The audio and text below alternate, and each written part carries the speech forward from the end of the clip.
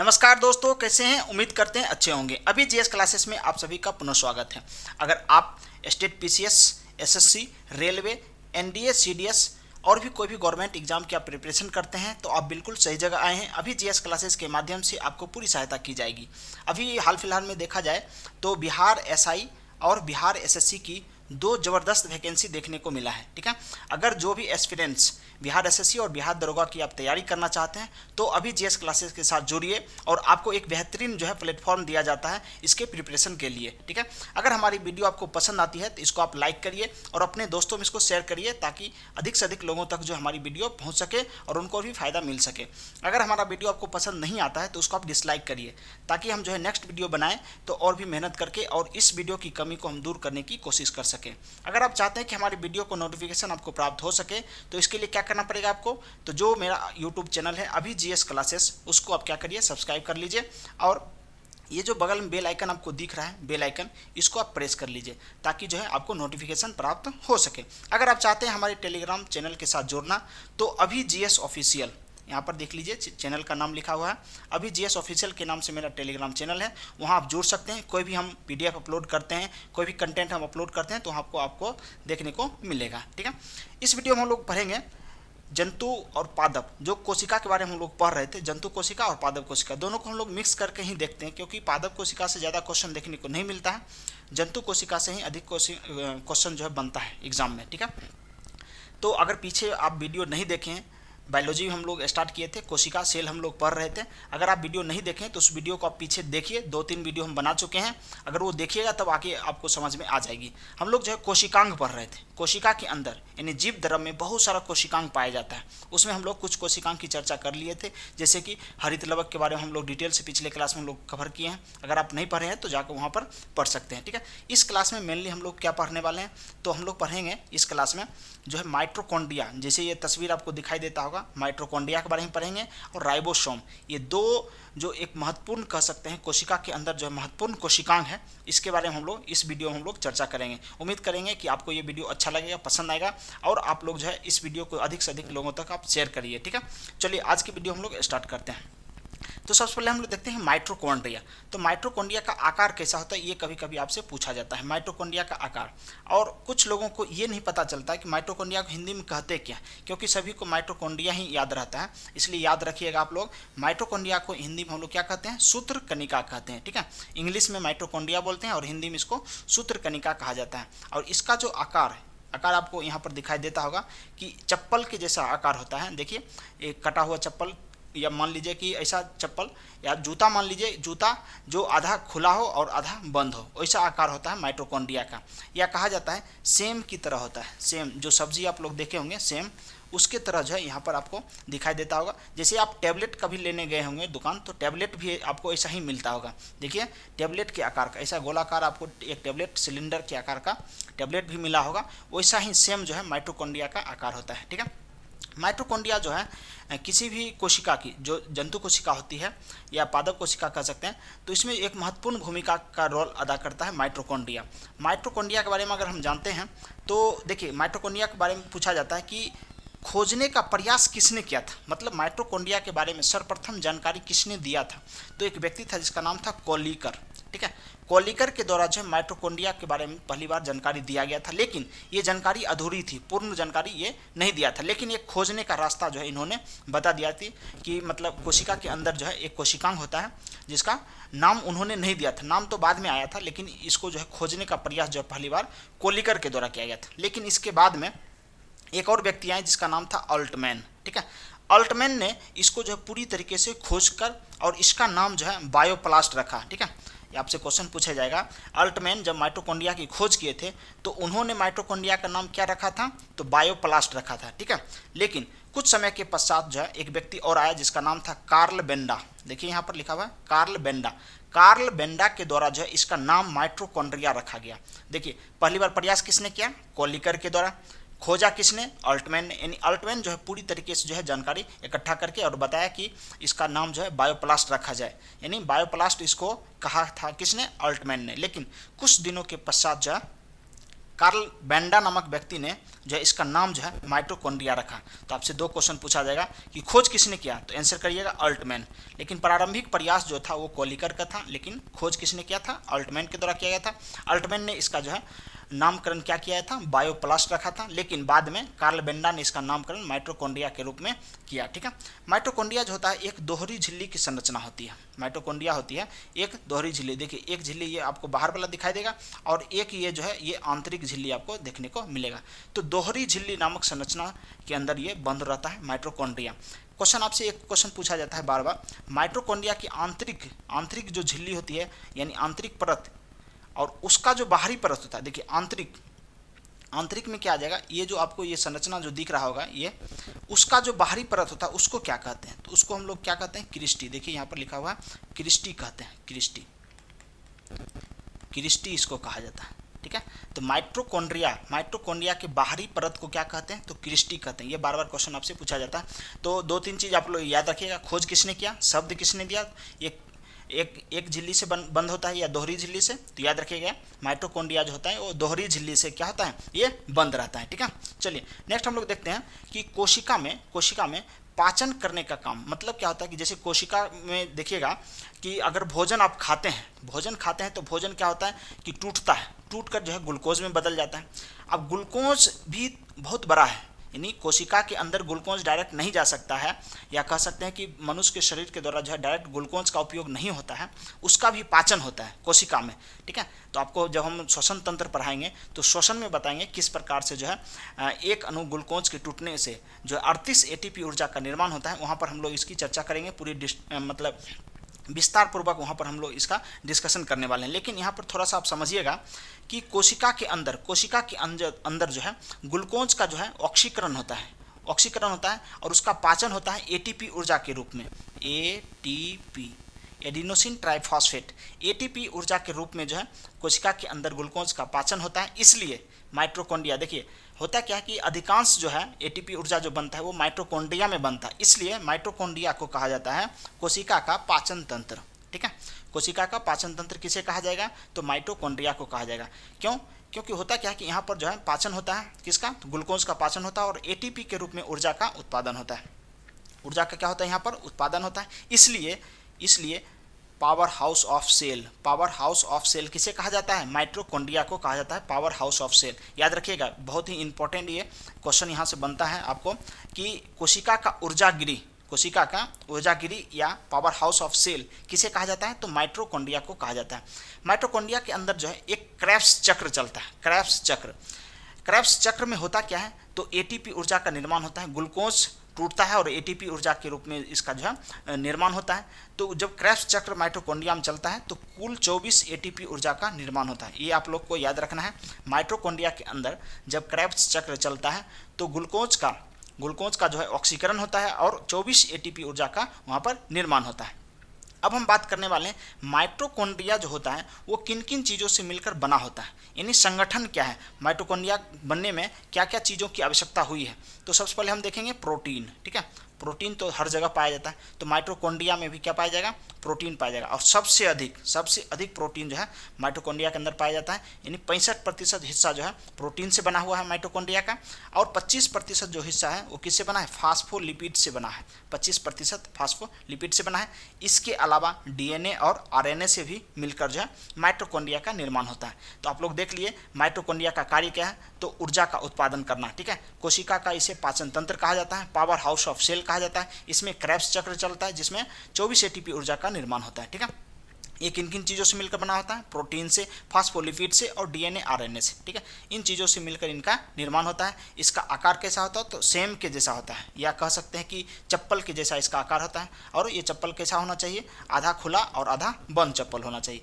इसका जो बाहरी परत होता है उसको क्रिस्टी कहते हैं। इसमें दोहरी झिल्ली पाया जाता है। इसका शब्द जो है कार्ल बेंडा के द्वारा दिया गया, लेकिन इसको खोजने का श्रेय जो है अल्टमैन को जाता है। इसे हिंदी में सूत्रकणिका कहते हैं। ये सेम के आकार की संरचना होती है, एकदम सिलेंडर के आकार का। कह सकते हैं कि जो टेबलेट आप लेने जाते हैं वैसा ही इसका आकार देखने को मिलता है। तो ओवरऑल हम कह सकते हैं कि माइटोकॉन्ड्रिया जो है किसी भी कोशिका का, यानी हम बात कर रहे हैं कि अधिकतर जो होता है इसमें जंतु कोशिका की बात की जाती है तो जंतु कोशिका का एक महत्वपूर्ण जो है कोशिकांग है माइटोकॉन्ड्रिया। ठीक है, तो माइटोकॉन्ड्रिया के बारे में आप लोग की जानकारी मिल गई होगी। उम्मीद करते हैं कि आपको माइटोकॉन्ड्रिया से जो है एक भी क्वेश्चन जो है ऐसा नहीं छूटेगा जो एग्जाम में बार बार क्वेश्चन पूछा जाता है। ठीक है, अब हम बात करते हैं वैक्यूल्स, जिसको हम लोग रसधानी कहते हैं। वैक्यूल्स, वैक्यूल्स यानी रसधानी। ठीक है, इसका दूसरा नाम रिक्तिका है, याद रखिएगा, रिक्तिका या रसधानी या वैक्यूल्स तीनों एक ही है। ठीक है, तीनों एक ही है। अब बात ये आती है कि रसधानी जो है वो जंतु कोशिका में पाई जाती है या पादप कोशिका में। तो याद रखिएगा ये एनिमल और प्लांट दोनों सेल में पाई जाती है रसधानी। ठीक है, इसे जो है स्टोर हाउस ऑफ सेल कहते हैं। मतलब देखिएगा आपके घर में भी होता है एक स्टोर रूम होता है। ठीक है, उसी प्रकार से कोशिका में भी एक स्टोर रूम है जिसको हम लोग क्या कहते हैं, वैक्यूल्स कहते हैं, रसधानी कहते हैं। इसलिए इसको हम लोग स्टोर हाउस कहते हैं। कोशिका का स्टोर हाउस किसे कहा जाता है, तो वैक्यूल्स को कहा जाता है, रसधानी को कहा जाता है। क्यों ये स्टोर रूम का कार्य करता है, इसलिए करता है क्योंकि ये जो है जल, खनिज लवण और अन्य पदार्थों को जो क्या करता है, भंडारित करके रखता है। यानी भंडारण का काम कौन करता है, रसधानी के द्वारा किया जाता है। और अधिकांशतः देखा जाता है ये जल को जो है ये एक जगह इकट्ठा करके रखने का काम करता है जल को। अब जल की आवश्यकता जो है अधिकतर किसको होती है, तो पादप को होती है। तो पादप में जो होती है, आपसे क्वेश्चन पूछा जाता है कि पादप का वैक्यूल्स बड़ा होता है या जंतु का वैक्यूल्स बड़ा होता है, तो पादप ऊतक का वैक्यूल्स जो है बड़ा होता है। देख लीजिएगा आप यहाँ पर, देखिए आपको यहाँ पर संरचना दिख रहा होगा, ये पादप का वैक्यूल्स है और जंतु का देखिए इतना छोटा सा। ठीक है, तो जंतु कोशिका का जो है वैक्यूल्स जो है वो छोटा होता है, कंपेयर किसके, प्लांट सेल का जो वैक्यूल्स होता है वो थोड़ा सा बड़ा होता है। ठीक है, अब हम बात करते हैं कि ये जंतु कोशिका दोनों में होता है। ठीक है, ये तो हम बोल ही दिए आप लोग को, जंतु और कोशिका दोनों, जंतु और पादप दोनों में ये पाया जाएगा वैक्यूल्स। जंतु में छोटा होता है और पादप में ये वैक्यूल्स क्या होता है, बड़ा होता है। इसका काम क्या है, तो जल, खनिज लवण और अन्य पदार्थों को क्या करता है, वो अवशोषित करके यानी भंडारित करके रखता है। ठीक है, तो एक तरह से कह सकते हैं कि स्टोर हाउस ऑफ सेल किसे कहा जाता है, तो वैक्यूल्स को कहा जाता है। तो दो कोशिकाएं आप लोग देख लिए, माइटोकॉन्ड्रिया, वैक्यूल्स। ठीक है, अब हम लोग देखने वाले हैं सेंट्रोसोम। आप दो जानते हैं सेंट्रोसोम का काम क्या है, कोशिका का विभाजन यानी सेल डिवीजन का काम करता है कौन, सेंट्रोसोम के द्वारा किया जाता है। तो सेंट्रोसोम का आकार आप लोग देखिएगा कैसा होता है, यहाँ पर आप लोग को दिख रहा होगा, ये हो गया डॉटर सेंट्रियोल और यहाँ पर हो गया मदर सेंट्रियोल। मतलब क्या होगा, इसका आकार देखिए आप सिलेंडर के जैसा है, सिलेंडर के जैसा आपको आकार इसका देखने को मिलेगा। ये है कोशिका। ठीक है, कोशिका में ये जो बंडल यहाँ पर आपको दिखाई दे रहा है, यही बंडल क्या है, यहाँ पर सेंट्रोसोम है। ठीक है, तो इसका आकार आपसे पूछा जाता है, सेंट्रोसोम का आकार कैसा होता है, तो याद रखिएगा बेलनाकार जो है, सेंट्रोसोम का आकार कैसा होता है, बेलनाकार होता है। दो व्यक्ति ने बहुत ज़्यादा योगदान दिया था सेंट्रोसोम को खोजने के लिए, उन दोनों व्यक्ति का नाम आप लोग को याद रखना पड़ेगा। उसका नाम है वाल्थर फ्लेमिंग, यहाँ याद रखिएगा, वाल्थर फ्लेमिंग और एडवर्ड बेनेडेन और वाल्थर फ्लेमिंग के द्वारा जो है बेलनाकार जो सेंट्रोसोम होता है, सेंट्रोसोम की खोज करने का श्रेय किसे जाता है, वाल्थर फ्लेमिंग और एडवर्ड बेनेडम को जाता है। एडवर्ड बेनेडम 2-3 बार बोलिएगा, आपको याद हो जाएगा, क्योंकि एक बार में ये शब्द याद होने वाला नहीं है, इंग्लिश का वर्ड है, थोड़ा सा 2-3 बार प्रैक्टिस करिए, इसको याद हो जाएगा। तो इसका खोज किसने किया था सेंट्रोसोम का, वाल्थर फ्लेमिंग के द्वारा किया गया था, और एक साथ एक और व्यक्ति था इनके साथ, एडवर्ड बेनेडन। ठीक है, लेकिन इसका नामकरण देखिए क्या होता है कि जब पहली बार कोई कुछ खोजता है तो उसको पता नहीं होता कि एग्जैक्ट उसका नाम क्या रखें, लेकिन जब खोज हो जाता है उसके बाद कुछ वैज्ञानिक के द्वारा जो है और उस पर रिसर्च किया जाता है और उसका फाइनली नामकरण किया जाता है। ठीक है, तो नामकरण सेंट्रोसोम का किसने किया था, बॉवेरी के द्वारा किया गया था। ठीक है, तो बॉवेरी ने क्या किया, इसका नामकरण कर दिया। अब जो होता है आपको ये क्वेश्चन पूछेगा कि सेंट्रोसोम पादप कोशिका में पाया जाता है या जंतु कोशिका में, तो केवल यह किस में पाया जाएगा, जंतु कोशिका में पाया जाएगा। सेंट्रोसोम जो है केवल जंतु कोशिका में पाया जाएगा। इसका कार्य क्या है, तो कार्य सबसे महत्वपूर्ण कार्य ये होता है कि कोशिका विभाजन में महत्वपूर्ण भूमिका निभाता है कौन, सेंट्रोसोम। यानी सेंट्रोसोम जिस कोशिका में नहीं रहेगा उस कोशिका का कोशिका विभाजन नहीं होगा। जैसे कि आप जानते हैं कि जो मनुष्य का जो न्यूरॉन सेल होता है, जो तंत्रिका सेल होता है, तंत्रिका कोशिका, जैसे ब्रेन का कोशिका होता है, उसमें कोशिका विभाजन नहीं होता है। जब एक बार कोशिका का निर्माण हो गया, मान लीजिए बच्चा कोई पैदा हो गया, उसके बाद जो है अगर बच्चा के शरीर में या किसी वयस्क के शरीर में यानी मस्तिष्क में अगर चोट लगता है तो उसका जो कोशिका मरेगा उसके स्थान पर दूसरा कोशिका नहीं बनेगा, और वही जो कोशिका मर जाता है वही गांठ के रूप में बन जाता है, जिसको हम लोग ब्रेन ट्यूमर कहते हैं। ठीक है, तो आप लोग याद रखिएगा कि जंतु कोशिका में जो सेंट्रोसोम होता है वो क्या करता है, कोशिका विभाजन, सेल डिवीजन का काम करता है, लेकिन पादप कोशिका में सेल डिवीजन किसके द्वारा होता है? तो देखिए सबसे पहली बात यह है कि पादप कोशिका जब एक बार विस्तृत रूप से बढ़ जाता है उसके बाद सेल डिवीजन नहीं होता है, नहीं के बराबर होता है, लेकिन थोड़ा मोड़ा होता है। वो किसके द्वारा होता है? तो सेल प्लेट के द्वारा। क्यों? क्योंकि पादप में जो होता है सेंट्रोसोम नहीं पाया जाता है, इसलिए उसमें धराधर जो है अधिक संख्या में कोशिका का विभाजन नहीं हो पाता है। इसलिए आप देखे होंगे कि एक बार कोई पादप में थोड़ा सा कट का निशान आ गया, मान लीजिए आप कोई ऐसा औजार लेके और पेड़ को काट दिए, थोड़ा सा कट कर दिए, बहुत दिनों तक देखिएगा कि वहाँ पर वो घाव नहीं भरेगा। तो पेड़ में जल्दी घाव नहीं भरता है, क्यों? क्योंकि सेल डिवीजन होता ही नहीं है। लेकिन जंतु में या मान लीजिए कोई मनुष्य में अगर हाथ कट गया, कोई पैर कट गया, तो आप देखिएगा कुछ समय के बाद जो है वहाँ पर जो है वो घाव भर जाता है। क्यों? क्योंकि मनुष्य में जो होता है या किसी भी जंतु में देखिएगा तेजी से सेल डिवीजन होता है और वो घाव भर जाता है, लेकिन पादप में ऐसा नहीं हो पाता है। ठीक है, तो आपसे क्वेश्चन पूछेगा पादप में किसके द्वारा सेल डिवीजन होता है? तो सेल प्लेट के द्वारा होता है। देखिएगा सेल प्लेट के द्वारा। लेकिन जंतु में कोशिका विभाजन किसके द्वारा होता है? तो सेंट्रोसोम के द्वारा होता है। ठीक है, अब एक और महत्वपूर्ण कार्य होता है कि सेंट्रोसोम के द्वारा सीलिया और फ्लैजिला का निर्माण किया जाता है। अब सीलिया क्या है, फ्लैजिला क्या है? जब आप कोशिका को ध्यान से देखिएगा, कोशिका को आप लोग ध्यान से देखिएगा, तो कोशिका के बाहर जो है एक छोटी छोटी संरचना पाई जाती है, ऐसे करके एक छोटी छोटी संरचना पाई जाती है। यहीं पर जो है कुछ सीलिया होता है, कुछ फ्लैजिला होता है। ये क्या होता है? कोशिका को चलने में मदद करता है। शरीर के अंदर कोशिका जब एक जगह से दूसरी जगह जाती है तो उसका जो है वो सहयोग प्राप्त करता है कोशिका के द्वारा, सीलिया का और फ्लैजिला का। तो याद रखिएगा सीलिया और फ्लैजिला का निर्माण किसके द्वारा किया जाता है? सेंट्रोसोम। क्यों? क्योंकि आप जानते हैं कि कोशिका में सेल डिवीजन का काम कौन करेगा? तो सेंट्रोसोम करेगा। इसलिए नया कोशिका जब बनता है तो उसमें भी सीलिया और फ्लैजिला का निर्माण किसके द्वारा किया जाता है? सेंट्रोसोम के द्वारा किया जाता है। तो उम्मीद करते हैं आपको जो है समझ में आ गया होगा। अभी हम लोग 3 कोशिकाओं के बारे में पढ़ लिए, माइटोकॉन्ड्रिया, वैक्यूल्स और सेंट्रोसोम। ठीक है, अब हम लोग पढ़ेंगे राइबोसोम। ये बहुत ही महत्वपूर्ण जो है कोशिकांग देखने को मिलता है, राइबोसोम। ठीक है, आप लोग जानते हैं कि राइबोसोम जो होता है वो प्रोकैरियोटिक और यूकैरियोटिक दोनों कोशिका में ये पाया जाता है। अब प्रोकैरियोटिक क्या होता है, यूकैरियोटिक क्या होता है, हम पिछले वीडियो में हम बता चुके हैं। आप नहीं देखें तो वीडियो देखिए ताकि आपको पूरी तरीके से जानकारी प्राप्त हो सके कि प्रोकैरियोटिक कोशिका क्या होता है और यूकैरियोटिक क्या होता है। ठीक है, तो प्रोकैरियोटिक और यूकैरियोटिक दोनों कोशिकाओं में जो है राइबोसोम देखने को मिलता है। ठीक है, तो राइबोसोम अधिकांशतः जो राइबोसोम मिलता है वो कहाँ मिलता है? तो endoplasmic reticulum, endoplasmic reticulum ER, इसको शॉर्ट में क्या बोलेंगे? ER बोलेंगे। इंडोप्लाज्मिक रेटिकुलम के साथ जो है ये संलग्न रहता है, सटा हुआ रहता है। ठीक है, तो अंतःप्रेरजालिका इसको हिंदी में कहते हैं और इंग्लिश में क्या बोलेंगे? इंडोप्लाज्मिक रेटिकुलम कहते हैं। ठीक है, तो होता क्या है कि राइबोसोम जो होता है अंतःप्रेरजालिका के साथ अटैच रहता है, जुड़ा हुआ रहता है, लेकिन इसके अलावा भी केंद्रक में, हरितलवक में और माइटोकॉन्ड्रिया में, इन जगहों पर जो है राइबोसोम आपको देखने को मिलता है। ठीक है, अब क्वेश्चन ये बनता है कि राइबोसोम किसका बना होता है? तो राइबोसोम जो होता है वो RNA का बना होता है और प्रोटीन का बना होता है। क्योंकि आप देखिएगा कि जब राइबोसोम का निर्माण होता है या राइबोसोम से प्रोटीन फिर बनता है तो प्रोटीन बनने में राइबोसोम की बहुत बड़ी भूमिका होती है। ठीक है, चलिए, इसलिए जो है इसको हम लोग क्या बोलते हैं? राइबो न्यूक्लियो प्रोटीन कहा जाता है। राइबोसोम को हम लोग क्या बोलते हैं? Ribo nucleo protein. क्यों? क्योंकि ये प्रोटीन का बना होता है, इसलिए जो है इसको राइबो न्यूक्लियो प्रोटीन कहते हैं। जैसा कि आप लोग देखे होंगे पहले इंडोप्लाज्मिक रेटिकुलम हम बताए थे, पीछे हम वीडियो में बता चुके हैं कि इंडोप्लाज्मिक रेटिकुलम क्या होता है। उसका 2 भाग होता है, खुरदरी भाग और चिकना भाग। तो जो खुरदरी भाग होता है उसमें ये राइबोसोम पाया जाता है। राइबोसोम पाया जाता है इसलिए वो क्या होता है? खुरदरी हो जाता है। जैसा कि आप यहाँ पर देख सकते हैं, देखिए ये थोड़ा सा उठा हुआ है, उभर खाबर है, इसलिए क्या है? खुरदरी भाग है। ठीक है, चलिए अब हम बात करते हैं इसका कार्य क्या है। तो राइबोसोम का कार्य आप जानते हैं कि प्रोटीन का क्या करना है? निर्माण करना है। अब प्रोटीन बनाने में कौन कौन सहायक होता था? तो RNA हम 3 प्रकार का होता है, ये हम लोग डिस्कस कर चुके हैं, आप लोग देख सकते हैं। ठीक है, अब इसको हम जो प्रोटीन की फैक्ट्री कहते हैं। क्यों कहते हैं? क्योंकि प्रोटीन निर्माण की क्रिया जो है कोशिका में कहाँ होती है? ये राइबोसोम में होती है, राइबोसोम के द्वारा किया जाता है। इसलिए जो है राइबोसोम को प्रोटीन की फैक्ट्री कहा जाता है। प्रोटीन का उत्पादन जो है अधिक संख्या में, अधिक मात्रा में जो है देखने को मिलता है, इसलिए इसको क्या बोलते हैं? प्रोटीन की फैक्ट्री कहते हैं। अब आपको देखने को मिलेगा 70S और 80S। तो आपको ये नहीं समझ में आता होगा कि ये 70S क्या होता है और 80S क्या होता है। ठीक है, S का मतलब होता है सेडिमेंटेशन, सेडिमेंटेशन कोफिशिएंट इसको बोलते हैं, अवसादन गुणांक।